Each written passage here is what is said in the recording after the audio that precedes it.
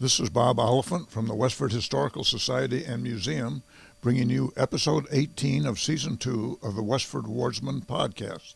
The Westford Wardsman newspaper was part of Turner's Public Spirit, a weekly newspaper in Ayer a century ago. In this episode, we'll read the Wardsman for the week ending Saturday, May 1st, 1909. I'll elaborate on what was happening in Westford 114 years ago as we read. The first section in the May 1st, 1909 Wardsman is the Westford Center section. A fine, large sign reading William E. Frost School has been placed across the front of the new school building recently, which plainly and fittingly labels it. A group of girls, about a dozen in all, the members of Mrs. Houghton G. Osgood's Sunday school class, met at the home of Miss Hilda Isles with the object of forming a girls' club. Only the preliminaries were discussed at this gathering, and the meeting closed with a pleasant social.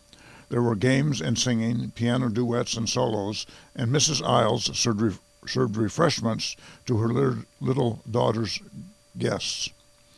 The ladies of the Women's Christian Temperance Union are making arrangements to entertain the county convention at the Congregational Church, Thursday, May 20th.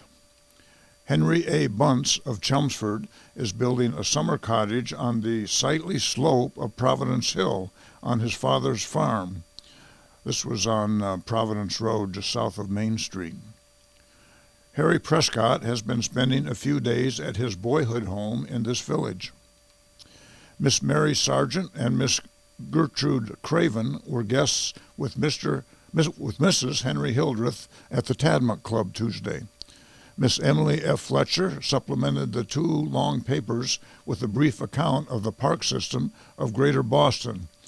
You may remember Emily Fletcher. She was the accomplished botanist and bird watcher who lived in Westford Center.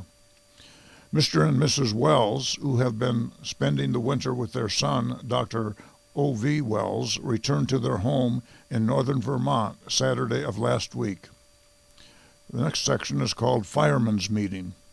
The Board of Fire Engineers, consisting of Captain Sherman H. Fletcher, Albert R. Schote, and John Edwards, met at the Town Hall last week Thursday evening for the purpose of working out a harmonious and well-understood course of action in case of fire. The captains and lieutenants of the three hose companies were also present. To prevent conflict of authority, it was decided that the fire engineers will act only in the water district and the fire wards to attend fires in buildings outside the water district. The forest fire ward and his deputies to attend all forest fires. The public should take notice that they should not call upon the hose companies outside of the water districts.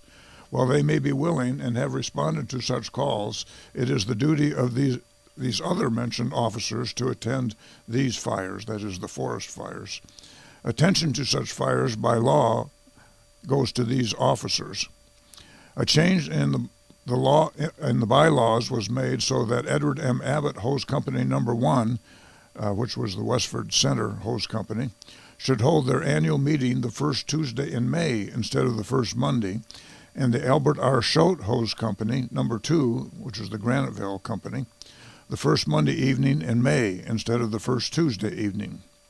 The engineers are to equip the three hose wagons with gongs. That was what they used instead of fire sirens, apparently. The next section is the Tadmuck's Club section, the ladies' club in Westford Center. It was the annual meeting of the Tad Club for its fourth season of work together Tuesday afternoon. The club has never had but one president, and with the good attendance of members, with all voting, every ballot was for Miss Loker. Miss Loker, who has directed the club with such tactful efficiency during its several seasons, thanked the members for all loyalty and helpfulness. Mrs. Benjamin H. Bailey, who was the wife of Reverend Benjamin Bailey of the First Parish Church Unitarian, who also has served the club as vice president since its beginning, declined renomination, and Miss Ella F. Hildreth was elected in her place. Mrs. William A. Woodward succeeds Mrs. Leonard W. Wheeler, who has been the club's secretary and treasurer for 2 years. The program for the afternoon was, quote, Boston, its historical points of interest, and its present-day attractions, in charge of Mrs. Bailey. Mrs. Bailey was unable to be present, having been called away by the death of a relative, but left the excellent program she had secured in charge of Miss Emily F. Fletcher. Miss Clara Smith gave a paper on historic Boston, choosing out of a wealth of material an interesting group of subjects, told with characteristic, clear-cut good sense. Miss Harriet Sargent Hildreth presented the second paper, Modern Boston. With a preliminary sketch of many attractions, Mrs. Hildreth confined the remainder of her paper to Copley Square, giving accounts of beautiful Trinity Church, the Art Museum, and the Public Library, particularly of the latter. The paper was so smoothly written and well presented that it could only be the result of much thorough and patient research and was heartily appreciated by the members. If you haven't visited the Boston Public Library, it's worth a visit just to see the large reading room on the second floor. The next section is the About Town section. The annual parish meeting of the Unitarian Society will be held at the vestry of the church this evening, Saturday, May 1st, at 8 o'clock. There are 7 articles in the warrant, which is directed to Abiel J. Abbott, clerk of the parish, and is signed by H.V. Hildreth, W.H.H. Burbeck, Edward Fisher, assessors of the First Parish. The Enterprise Club, at its Sunday evening meeting, reviewed the life and writings of Robert Louis Stevenson, born 1850, died 1894. Miss Mabel Miller led the meeting. Contributions were most appropriately given by Mrs. Harrison B. Hall, Miss Gertrude Bartlett, Miss Edith Babbitt, Miss Grace Bennett, and Miss Gertrude Hamlin. Reverend Benjamin H. Bailey illuminated the subject as he read in his clear, emphatic manner selections from the writings of Stevenson. He was probably a very effective choice for that, as he was from Scotland and spoke with a Scottish accent, as Stevenson was also.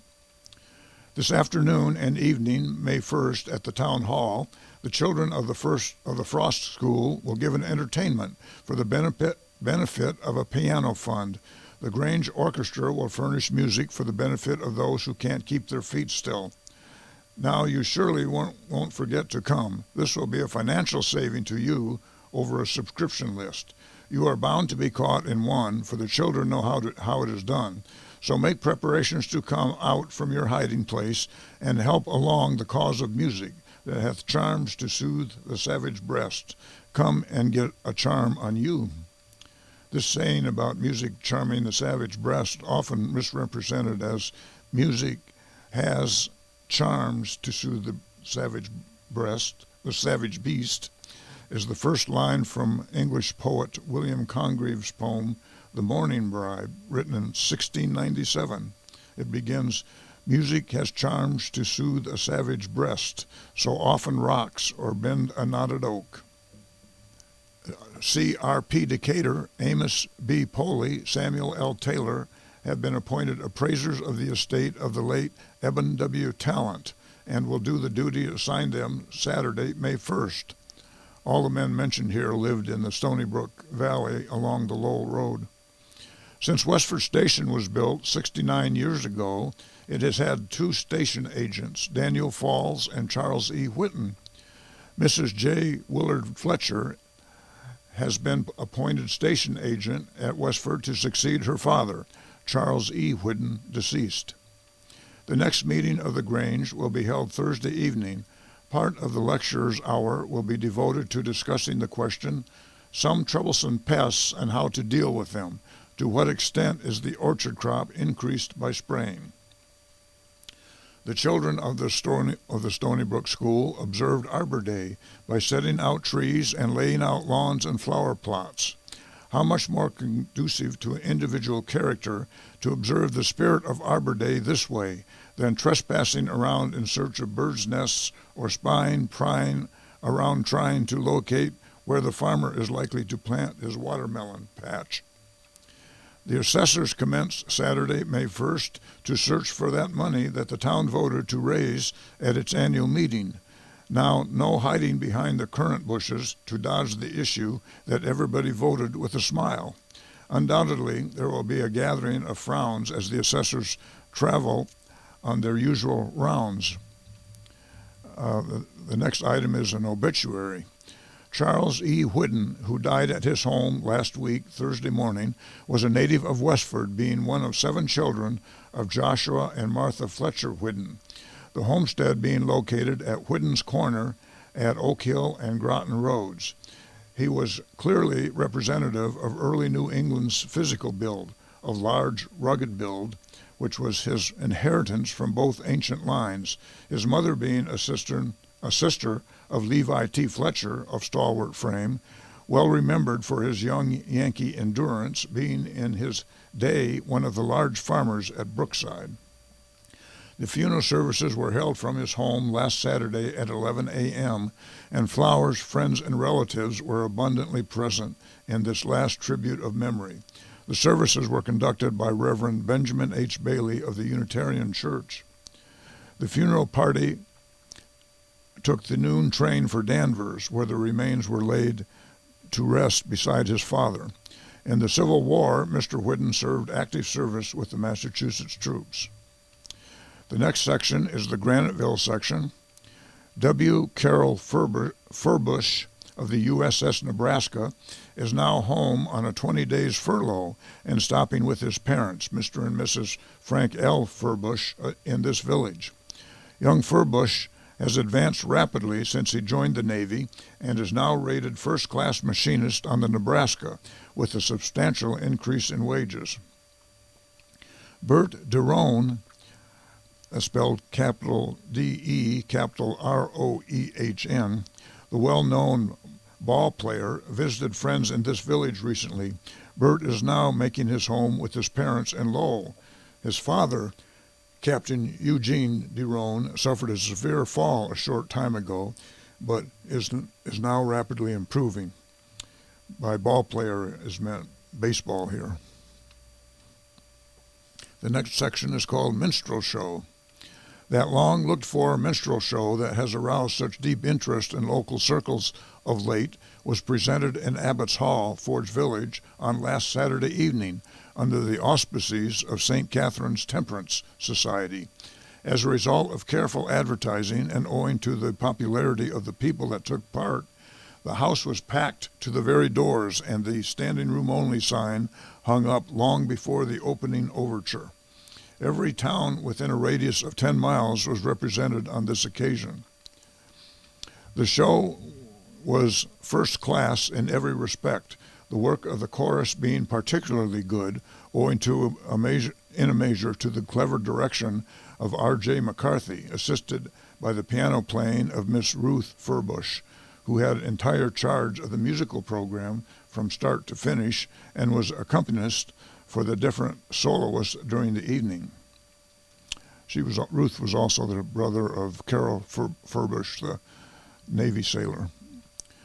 The jokes, as given by the N-men, were new and catchy, many being of local characters that made a decided hit. The show closed with a laughable farce entitled A Baseball Crank. Dancing followed the entertainment, and refreshments were served during the evening. Miss Ruth Furbush furnished the music for dancing. Late cars on the Lowell and Fitchburg line conveyed the crowds to their homes after the show and dance. The whole affair was one grand social and financial success. The next section is the Fortnightly Club section. The many people who attended the meeting of the Fortnightly Club in North Westford on Friday night, April 23rd, were well rewarded for the entertainment as presented at that time was the best of the year.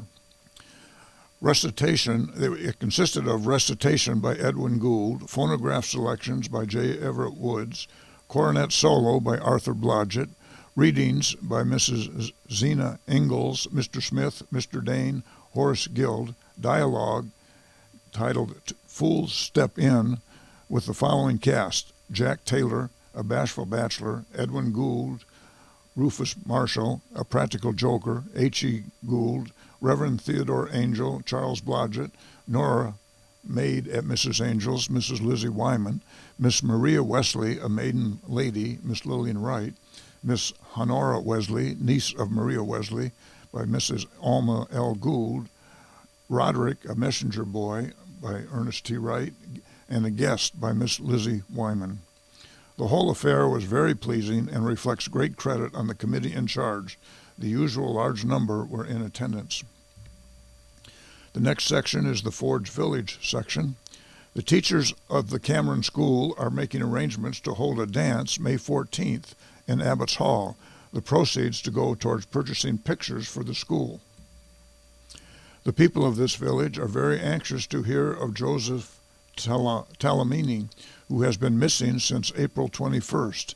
Fearing that he might have fallen into the canal, the water was shut off and the canal lowered, but the body was not discovered. He was a good worker and well liked. A photograph of him was sent to the Lowell Citizen, that was the Lowell newspaper at the time, and it is hoped, if living, he may be found. Another effort to drag the pond will be made if he is not heard from. Reverend Thomas L. Fisher occupied the pulpit at St. Andrew's Mission Sunday last and was gladly welcomed by his many friends. There are a number of cases of measles still in the village. Miss Mary Hanley held a musicale at her home Wednesday evening. About 30 of her pupils were present.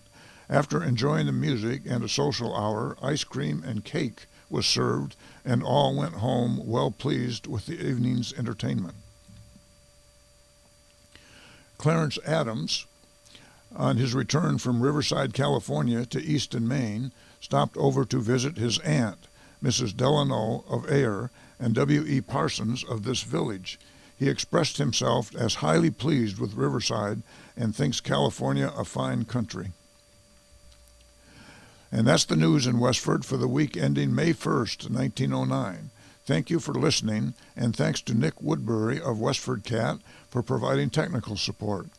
You can find transcriptions and podcasts from the Wardsman at our website at museum.westford.org or visit the Historical Society's Facebook page for more Westford news from a century ago. This is Bob Oliphant, and I hope you will join us for next week's Westford Wardsman podcast. Thank you.